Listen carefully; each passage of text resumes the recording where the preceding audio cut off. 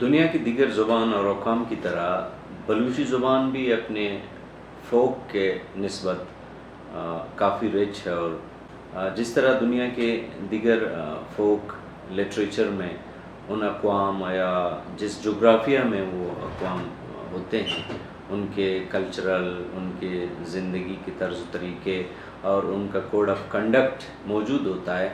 بالکل اسی طرح چونکہ بلوچ ایک جس جغرافیہ میں رہتا ہے جسے ہم ایک بیرن لینڈ یا چاروں طرف سے پہاڑوں سے گھرا خشک اور سیرا ٹائپ یا پہاڑی قسم کی جو سرزمین ہے، جب ہم بلوچی لوک شاعری کو دیکھیں یا بلوچی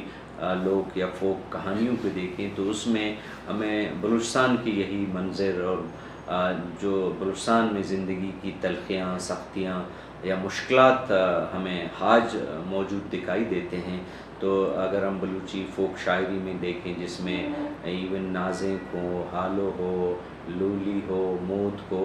تو وہ تمام چیزیں جو بلوچ اور بلوچستان کی زندگی میں پائی جاتی ہیں تو وہ ان فوک جو اقسام ہیں شاعری کی ان میں ہمیں موجود نظر آتی ہیں۔ ایون بلوچی نازنگ جسے ہم کہتے ہیں کہ جب بچہ پیدا ہوتا ہے تو اس کی دنیا میں اس کی عافیت اور اس کی خوشی اور اس کی لمبی زندگی کے لیے دعائیں کی جاتی ہیں، تو بلوچستان کے مشکل حالات اور ٹرائبل سوسائٹی کے بنا پر اس کی ماں اپنے بیٹے کو بہادر ہونے کی یا جنگ میں مردانگی دکھانے کی یا مشکل حالات میں استحکام کے ساتھ کڑے رہنے کی جو تلقین ہے وہ ہمیں شروع اس کی پیدائش کے ساتھ ہمیں ملتی ہیں۔ اسی طرح اگر ہم کہانیوں کی بات کریں تو بلوچی میں جو فیری ٹیل ہیں، فیریبل ہیں، لیجنڈ ہیں یا ساگا یا ایپک جو بلوچی کی ہیں، تو ان میں ہمیں یہ تمام چیزیں جو بلوچستان کی کلچرل یا بلوچی کوڈ آف کنڈکٹ کے جو معاملات ہیں وہ ہمیں پڑھنے کو یا سننے کو ملتے ہیں۔ اگر دوسری طرف ہم ان کی ضرب المثل کو دیکھیں یا ان کے ریڈلز یا جو پہیلیاں ہیں ان میں بلوچ کلچرل کی جو نمائندگی ہے یا بلوچ کوڈ آف کنڈکٹ ہے وہ ہمیں بہترین طور پر دکھائی دیتی ہے۔ بلوچی جو بطل ہیں ان میں خواتین کے معاملات جو بطل ہوں وہ چیزیں ہمیں نظر آتی ہیں، حالانکہ